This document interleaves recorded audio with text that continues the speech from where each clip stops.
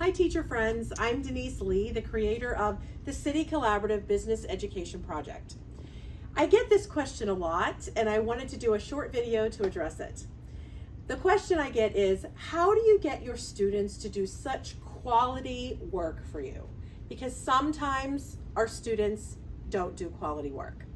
Well, that's a complex answer, but I start with connection. Of course, we know the success in our classroom is built on relationships and a connection we have with our students.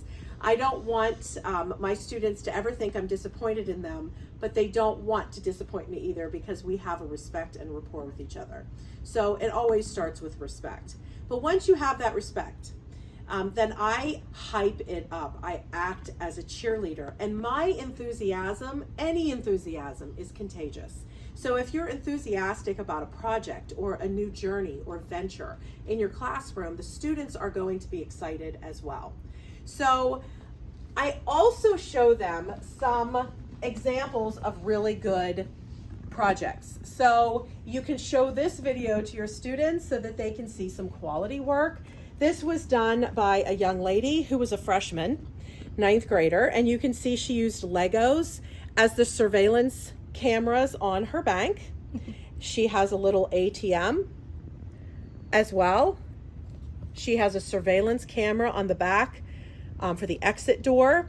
The students had to have an exit door for each of their businesses, and they had to think about what their business would need. Abigail did this business. This is a doggy daycare, and if you go down here, you'll see that this doggy daycare has little dogs on the backyard and inside the business. So again, a little bit of healthy competition never hurt anyone. Some of the businesses are just very, very general businesses. This was done by a young man who wasn't creative at all, he said, but just by folding the paper this way, he has a cute awning on his business. And this project was done by Jansen, and Jansen insisted that he was not creative at all, but by taking 3 boxes, a cracker box and 2 small boxes, he was able to create this business, this apparel business. And again, just folding paper for the awnings. So my suggestion would be 3 things to really ramp up the quality of work for your students in any project-based situation, or really any situation in the classroom.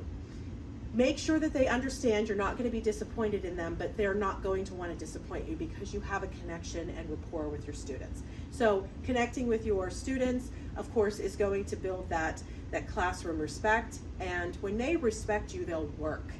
By putting work in it, they have quality product in the end. That's the first thing. The second thing that I would say is hype it up. Be the cheerleader. Get excited. Let them see your excitement, because excitement is contagious. And the third thing is have a healthy competition going on.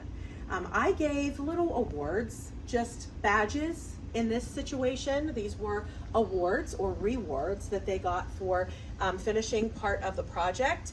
And I also gave some prizes. I had some teachers that came in during their lunch period and voted on the buildings that they thought had the nicest facade or were inviting. And those students got just a little bit of a reward. So those are 3 ways that I help students with the best success, and students will take ownership of their project if they feel that you're excited, that they have connected with you, and that they have to rise to the occasion with the competition in the room. Thank you for listening.